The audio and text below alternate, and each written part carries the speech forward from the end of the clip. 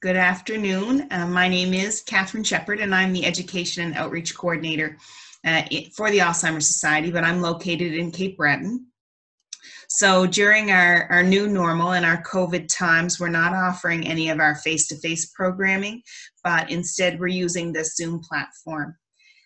As Beth said earlier, please feel free to ask any questions using that private and confidential chat box addressed to the Alzheimer's Society of Nova Scotia. And if you don't see it, if you use your mouse or your little keypad and hover near the bottom, there should be a little chat in the middle. You can click on that and it should pop up for you. Remember to press enter to send that question to us. Our audience today will be people living with dementia, people caring for persons with dementia, and just people that would like to know more and learn more. A little reminder that today's session is being recorded, so your microphones and cameras have been turned off, so your faces and voices won't be part of this recording. Today's topic is Why Do I Feel This Way? Coping with the Changes Brought by Dementia. This is a wonderful presentation created by the Alzheimer's Society of British Columbia, and so they have given us permission to use and share this. So please take advantage of today's information that we're going to learn. You know, you can rewatch it at any time when we are going to post this on our Alzheimer's Society website. You can use it for a teaching tool at a later time, or if you just want to hear the information that was shared today. This is kind of part one in a multi-part series, we'll call it. Our next session, which will be in 2 weeks on a Thursday, just as it has been, will be hosted by a man named Roy Ellis. Roy Ellis is a bereavement coordinator with the Integrated Palliative Care Services, and he is a fantastic speaker. Some of you may have been able to hear him speak through this COVID process because he has done quite a lot of speaking, and so we're very lucky and blessed to have him join us in 2 weeks' time to do another part of this presentation for us. So at this point, I'm going to let the presentation play. It's about a 30-minute presentation, and then Beth and I will join you back again to answer any questions. Please don't hesitate, like we said, to put those questions through the chat box, and we'll be happy to answer them at the end.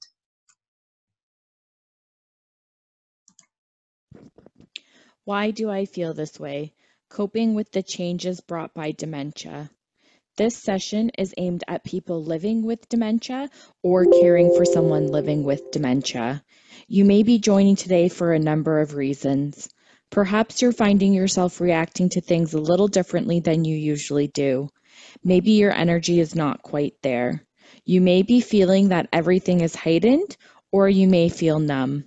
Today we're going to explore why you may be feeling the way you are and what you can do to help yourself and those around you cope in the face of the changes brought by dementia. After this session, if you find that you need to talk about anything that we covered further, I strongly encourage you to connect with the First Link Dementia Helpline. You'll find the link to the phone number at the end of this presentation.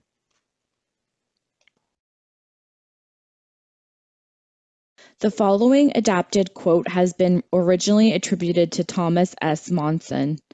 You cannot change the direction of the wind, but you can adjust your sails. I ask you to take a moment to think about this quote. Dementia is present in your life. You didn't ask for it, neither did your family members, but you are all affected by it in different ways. You may not be able to change the direction of the wind, but you can adjust your sails. Today we're going to talk about how you can make those adjustments when the direction of the wind is constantly changing.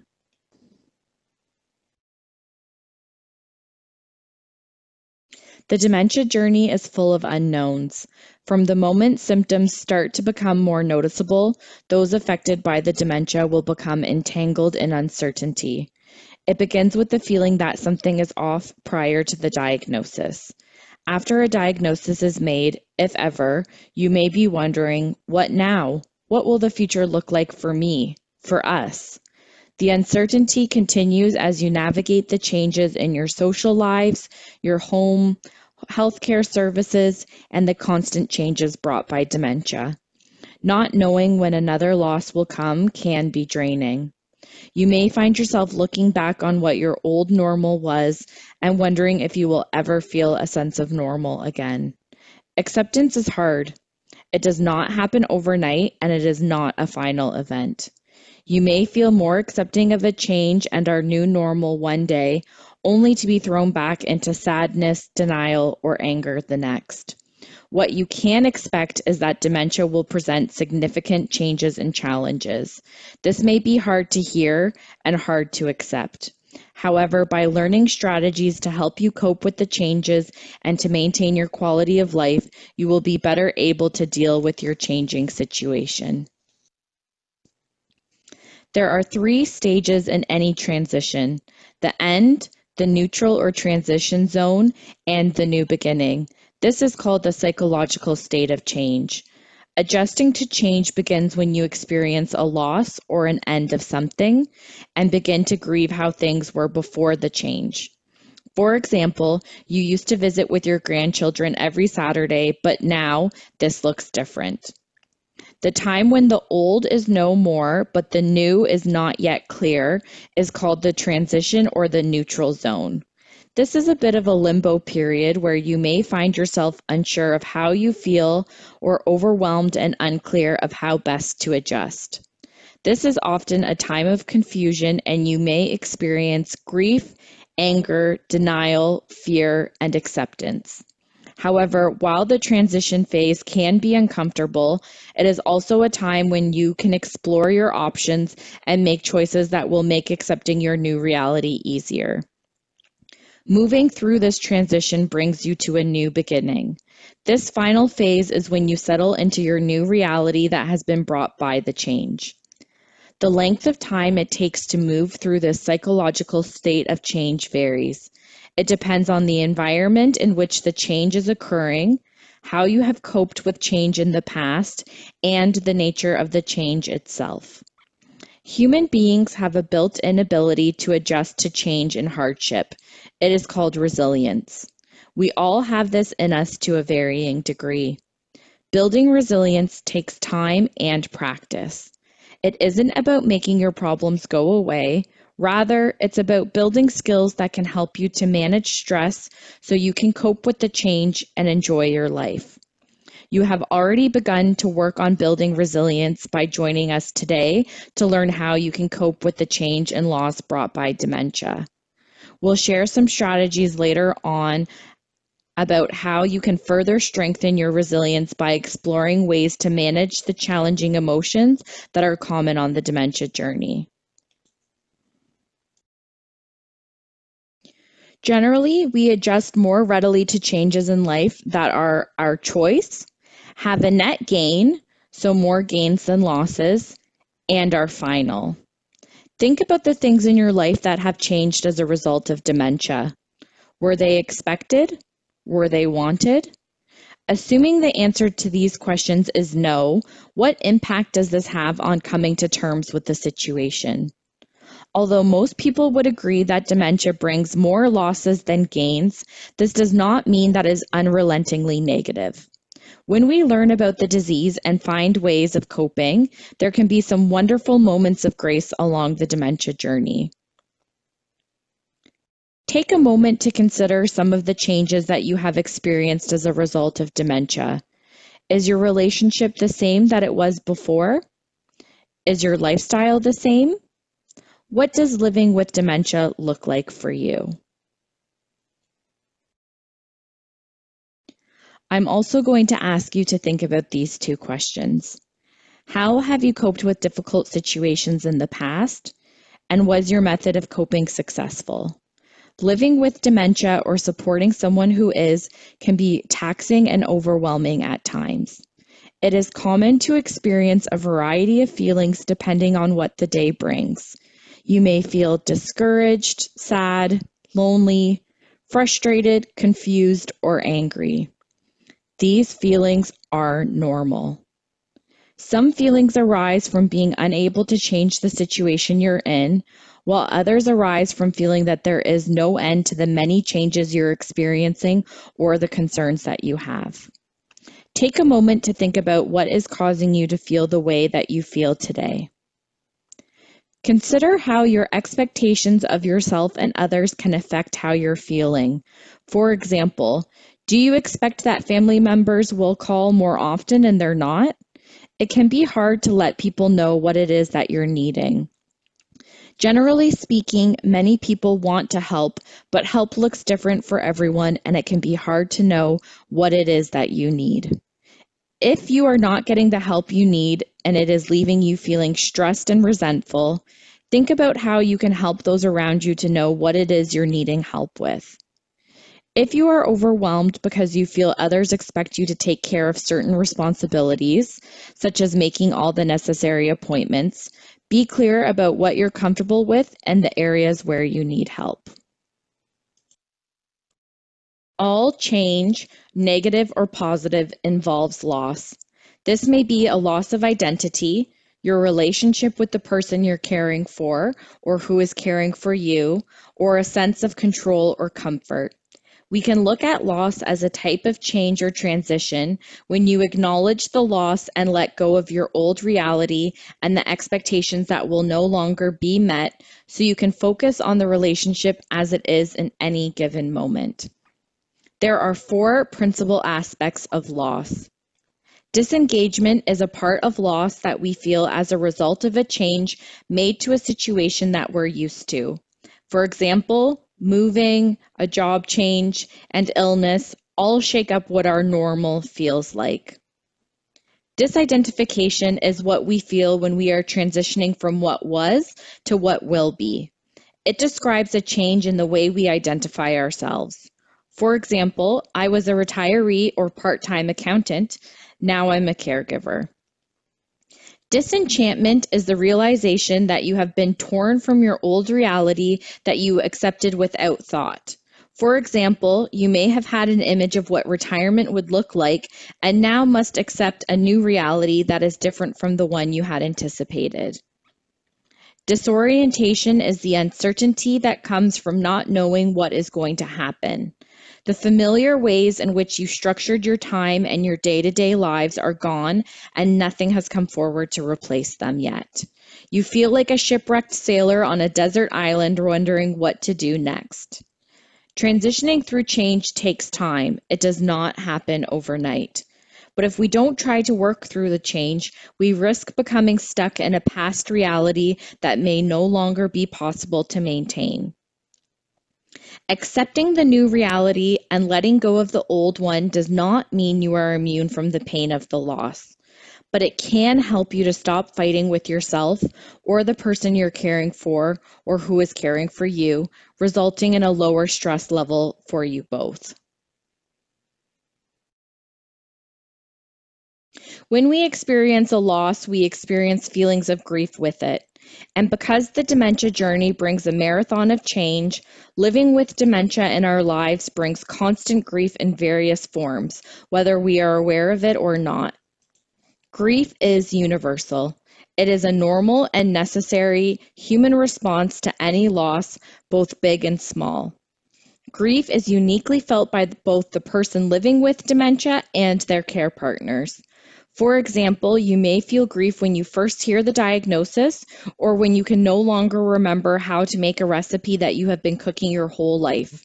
Remember that others may be in a different place in their grief process. As dementia progresses, the losses that accompany the constant changes in your life accumulate and can eventually fill up a huge balloon of grief, which can express itself in many, sometimes unexpected ways. These include physically. It may look like low energy, feeling weak or worn out, poor sleep patterns, poor appetite or overeating, physical pain, heaviness in the chest, the list goes on. Psychologically, it could be poor concentration, forgetfulness, sighing. Emotional, it could look like shock, anxiety, crying, depression, anger. Socially, you may start to withdraw from others or find yourself reacting differently or out of character to others in social situations. And finally, spiritually, This could mean avoiding what used to meet a spiritual need in your life, like going for a walk in nature or attending church, or it could mean a greater need to engage in these activities.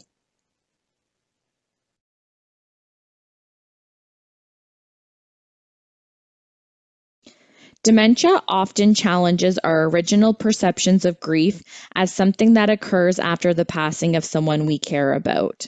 As people progress throughout the dementia journey, it's common to experience two types of grief.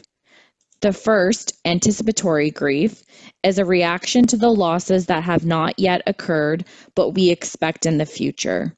For example, feeling sad or expressing denial over discussions of eventually needing to give up a driver's license. We know this loss is imminent and will become a new reality, and the thought of this can evoke a grief reaction long before the license is actually surrendered.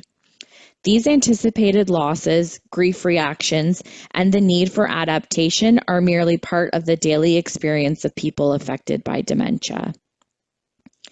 Grief within the dementia experience is often disenfranchised, meaning it is not openly acknowledged, socially supported, or publicly shared as the loss of a pet or a celebrity might be. There still exists stigma with dementia.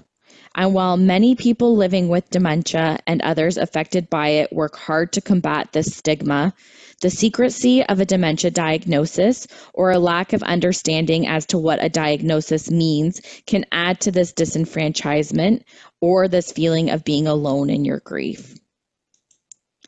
This is a quote on the slide from a care partner that reads, "I wish someone had told me how alone you can feel, how little understanding others have of this disease." We often hear this from people living with dementia as well. I'd like you to take a minute to think about how these descriptions of grief reflect your experience. Can you relate to feeling grief about the losses you're expecting in the future?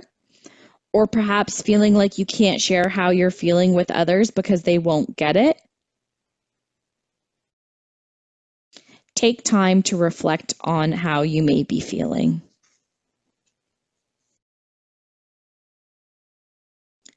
I also want to quickly acknowledge that depression can coexist with grief and to be aware of when you're having challenges coping. Depression is a chemical imbalance in the brain. Among those living with dementia, symptoms of depression and anxiety can be a direct result of damage that is occurring in the brain or can be side effects of medication. Up to 40 to 50% of people living with dementia and 15 to 32% of family care partners experience depression at some point along the dementia journey. This comes from the World Alzheimer's Report produced by the World Health Organization. It is important to diagnose depression in people living with dementia because depression can make the symptoms of dementia worse. For example, depression can cause increased forgetfulness, confusion, withdrawal, and anxiety. The good news is that the symptoms of depression respond well to medications and counseling or other mental health support, thus lessening the symptoms experienced. Some common signs of depression to be aware of include depressed and sad mood most of the day, every day, loss of interest in previously enjoyed activities, lack of energy, problems sleeping, increased confusion, and loss of appetite and weight. For a diagnosis of depression, symptoms must cause significant distress or impairment in a person's daily functioning and occur every day for a period of at least 2 weeks. If you experience most of the above symptoms regularly, speak to your doctor. Untreated, depression usually continues to get worse, but if treated, you may experience relief from the symptoms of depression.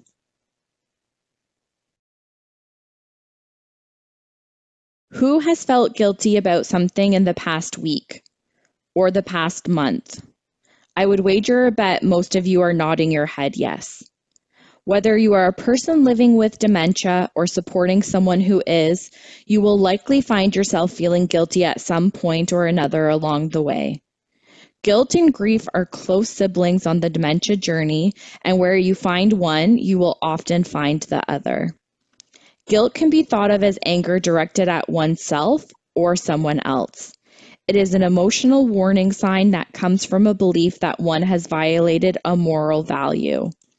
Guilt's purpose is to let us know when we've done something wrong, to help us develop a better sense of our behavior and how it affects ourselves and others.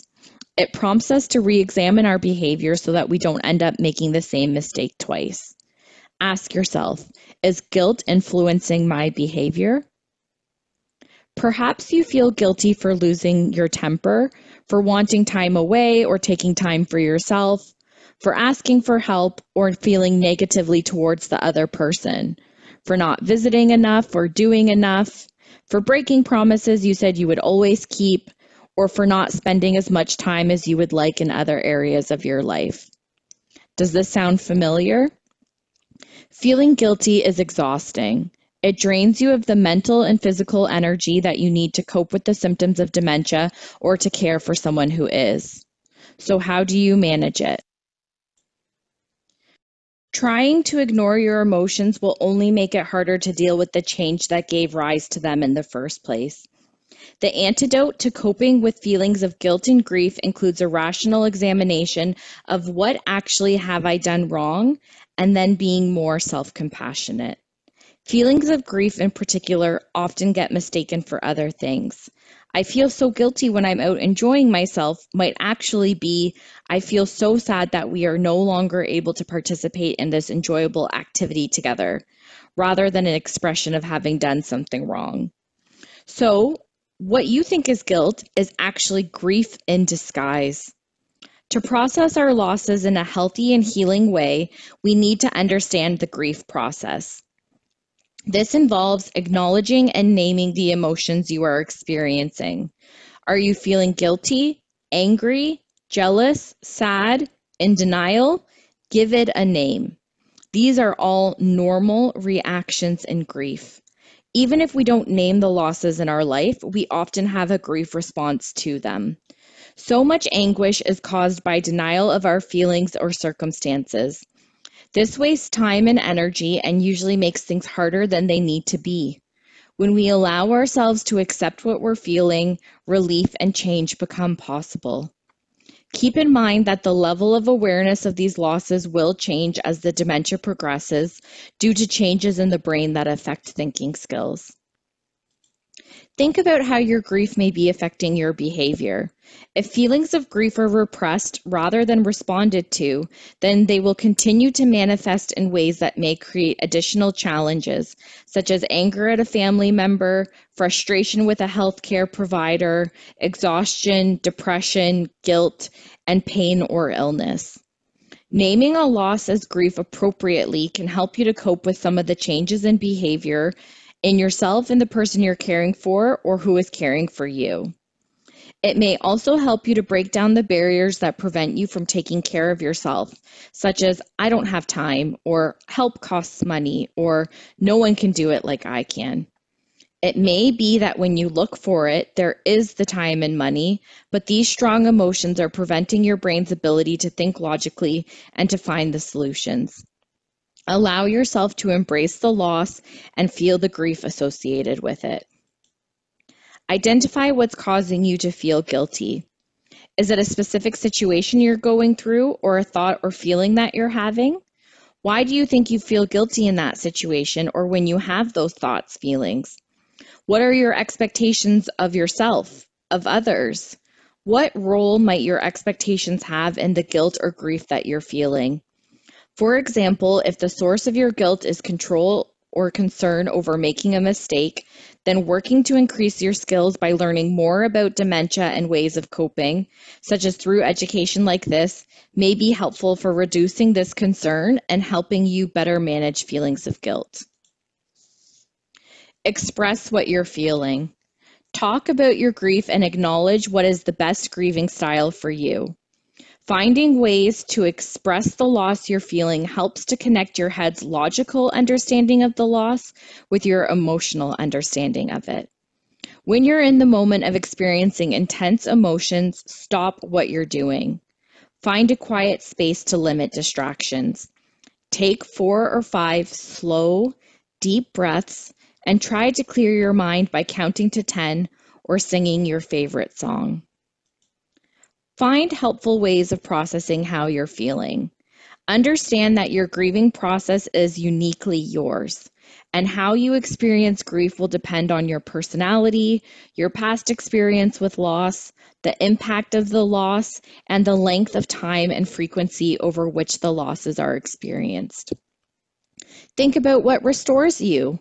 What helps to fill you up or distracts you from your grief? What type of support do you need to let a little air out of your grief balloon? For example, a walk in the park may be restorative, good self-care, and a welcome distraction. If, during the walk, I stop at one point and remember the many wonderful walks we used to enjoy, then those thoughts are grief work. Share how you feel with others who understand and won't judge you for your feelings. If you know someone else who has gone or is going through a similar experience, try sharing how you're feeling with them. Avoid isolating yourself. Find ways to stay socially connected with others in your life. This may be talking to someone you trust, write in a journal, join an online support group, paint a picture, go for a walk. Find a safe and productive way to get those feelings out. The intensity of a feeling usually decreases if it can be expressed.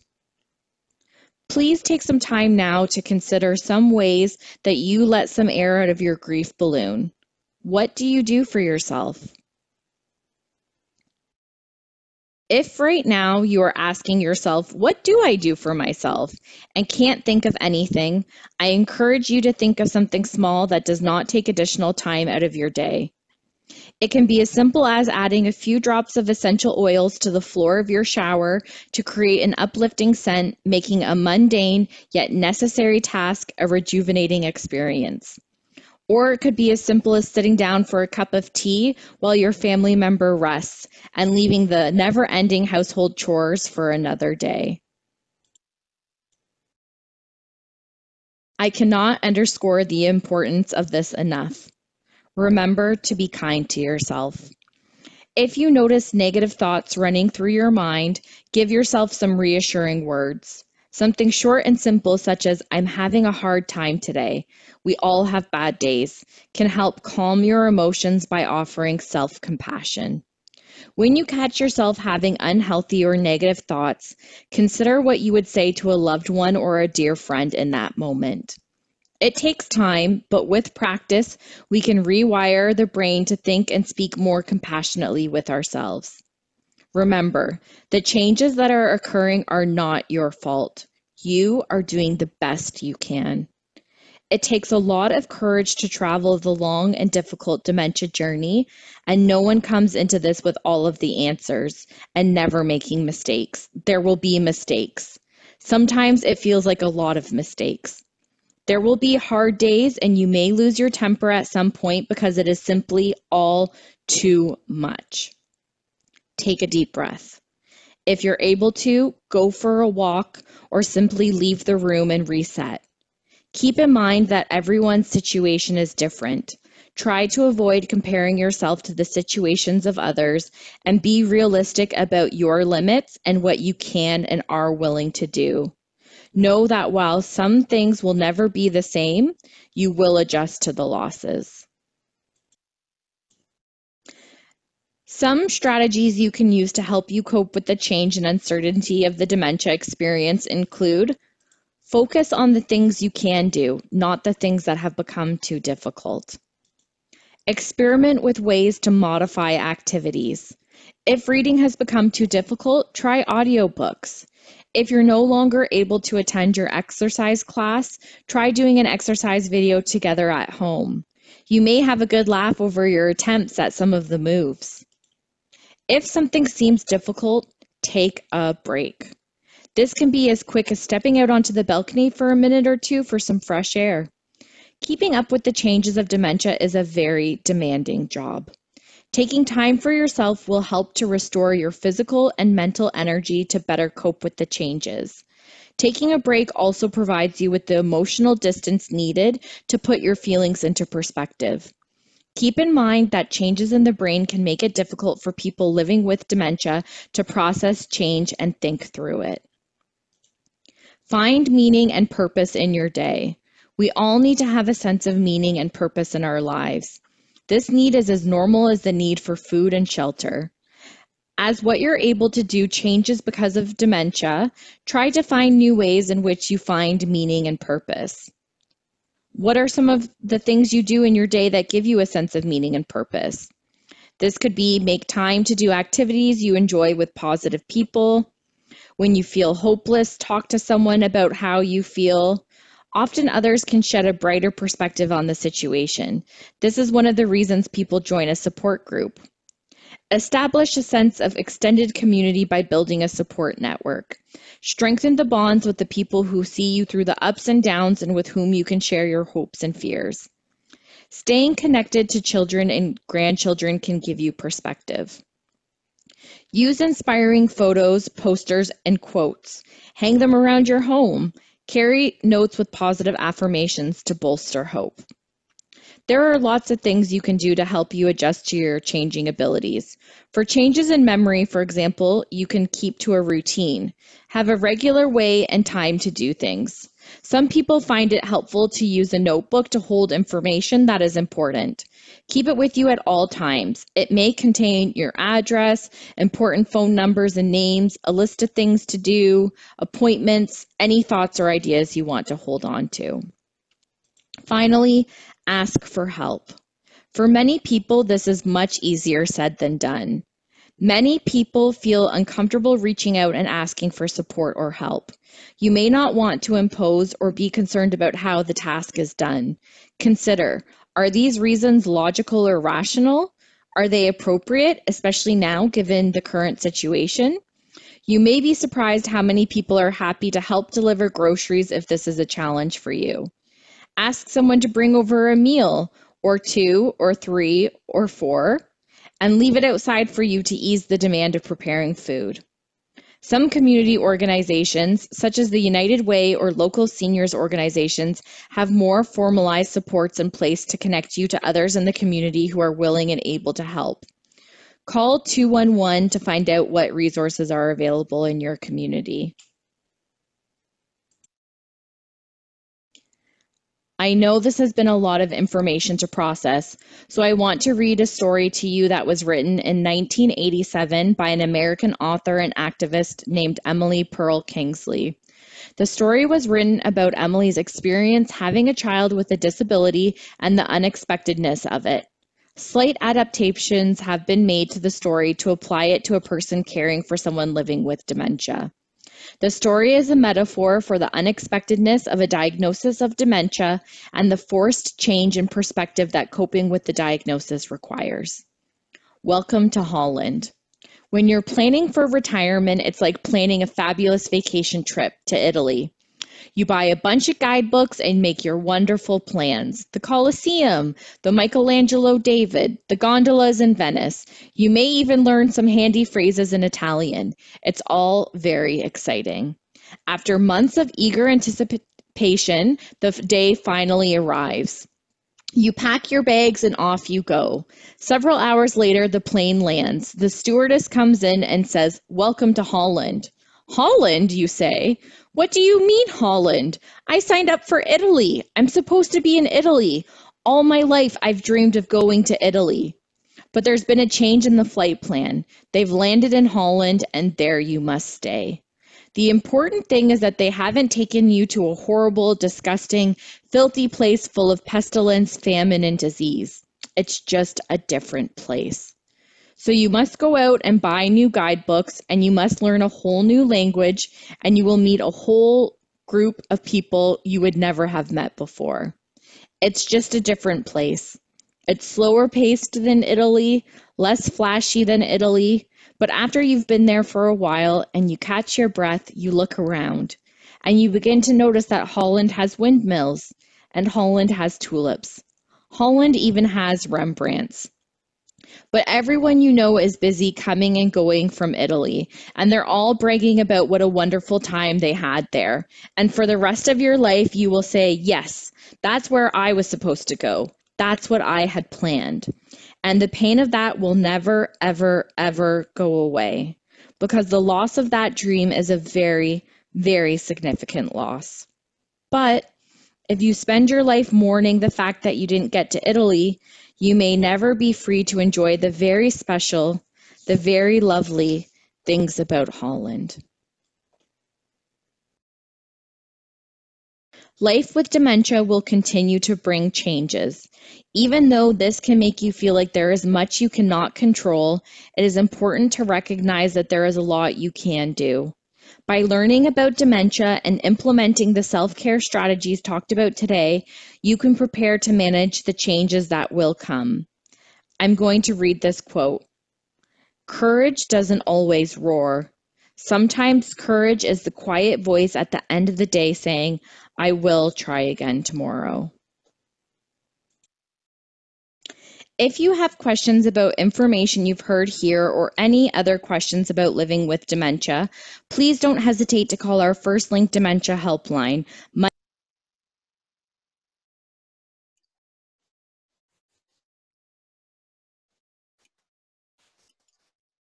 Hi folks, welcome back.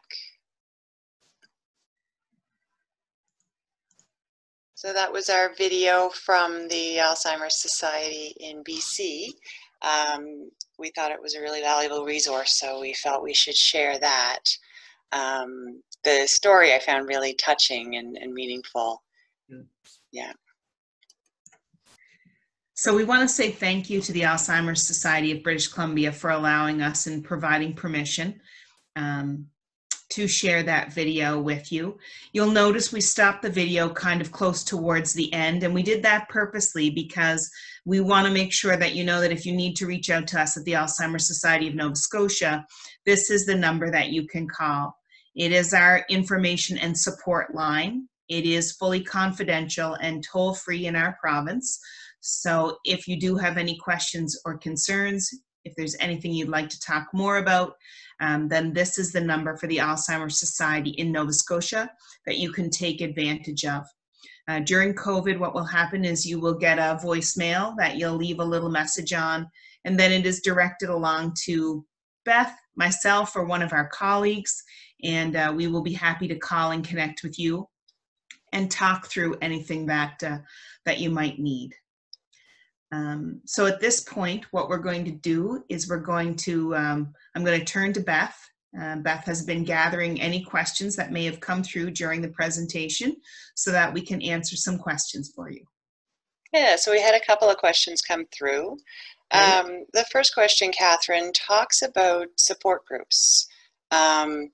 So the video did share that, support groups are a great option. Talking to people who understand is always very helpful, and who know exactly what you're going through or very close. But the question is, what are my options for support groups right now with in-person programming not able to happen? Yeah, so unfortunately, with this new normal that we're in for right now anyway, we aren't doing our in-program support groups. What we are offering though is we have our virtual pub eds. We have the ability for you to call and connect with us on InfoLine. And right now we are kind of piloting and starting the process to move forward with doing some virtual support groups. We have one in the works right now, with hopes as time goes on, if things go well, that you'll see more and more of those pop up around our province. If that is something that you're interested in attending, why not call the information line, this 1-800 number, connect with someone and let us know that that is something you're interested in. Then with your permission, we can take your name, and when a group opens in that area, we can call and connect with you and say, look, we have something started virtually for right now, and then connect you virtually with us right now with a support group, with having that peer support. We understand how important a peer support group is. We've all sort of sat in a peer support group as a facilitator, and some of us even as care providers in other ways. And so we recognize the importance of a peer support group. And so we're doing our very best right now to kind of meet those needs in this virtual new world right now. Yeah, and with Zoom for Healthcare, we do have lots of privacy options to protect everyone's privacy. In a public education situation like we're doing today, privacy is not as big a concern as when we have a group of individuals sharing their thoughts and their feelings and their experiences. So it is a secure, private place. We do the same as we would with any other support group. We talk about confidentiality and not sharing information with others. So it is a very safe, secure place. And we hear so many good things about the support groups that we were really trying to get the support groups up and running soon. But we wanted to be careful and take our time and make sure we were doing it properly as well. So yeah, Catherine, we've got one that's had a couple of meetings and we have a couple more in the works. So if you are interested, please give us a call.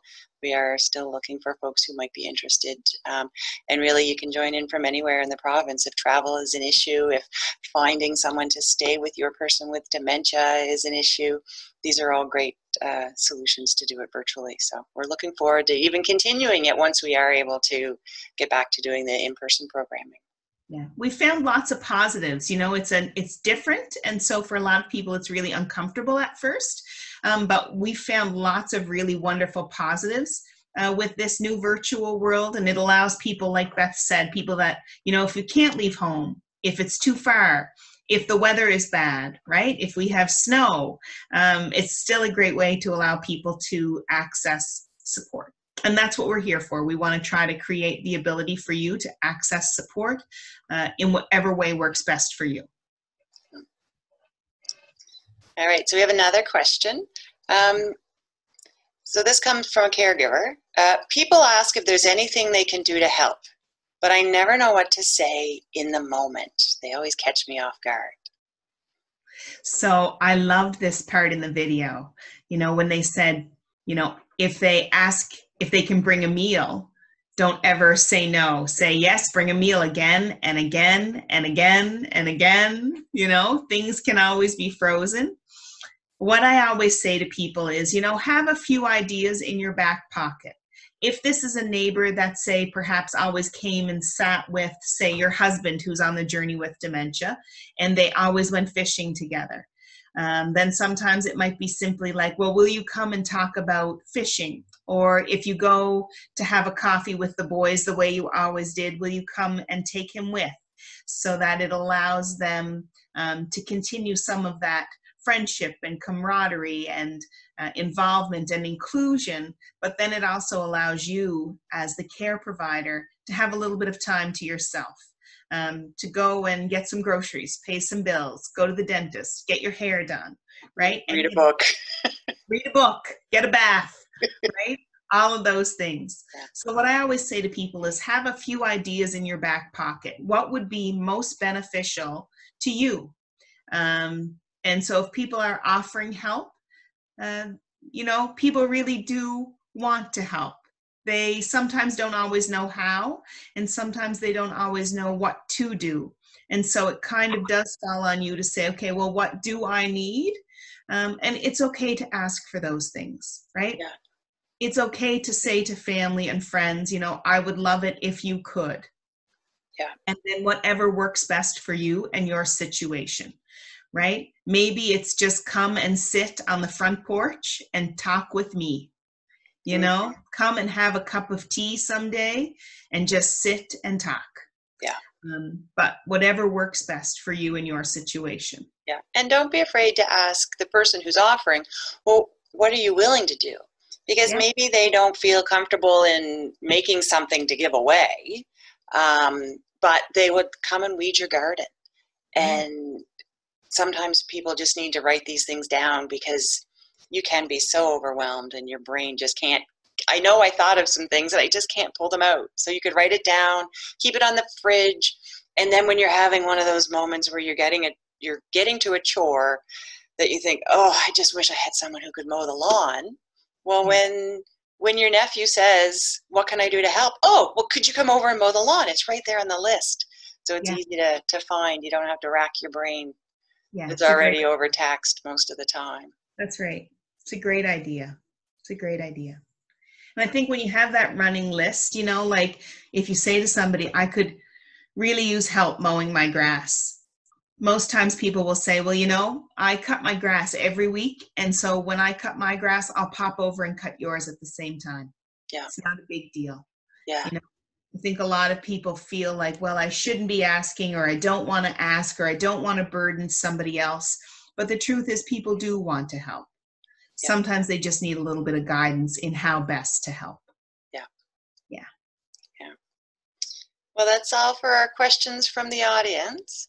Wonderful. Yeah, I think we'll wrap up for today, and just want to remind everybody to this will be posted on our YouTube site and our website as well.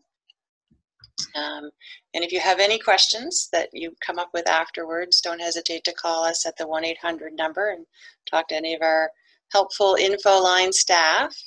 And there's a resource that we have with the Alzheimer's Society that talks about ambiguous loss and grief. And we thought that might be helpful for you all. So we're going to share that in an email that will go out shortly for anybody who's registered. If you don't get it or you can't open it, give us a call and we'll figure out another way to get it to you. We could pop it in the mail, or we could email it to you directly from us instead of going through the Zoom email list that we have. So again, thank you all very much for joining us. Thank you so much, everyone. And we'll see you in 2 weeks when we have Roy Ellis, the bereavement coordinator with Integrated Palliative Care Services, providing another wonderful, wonderful presentation.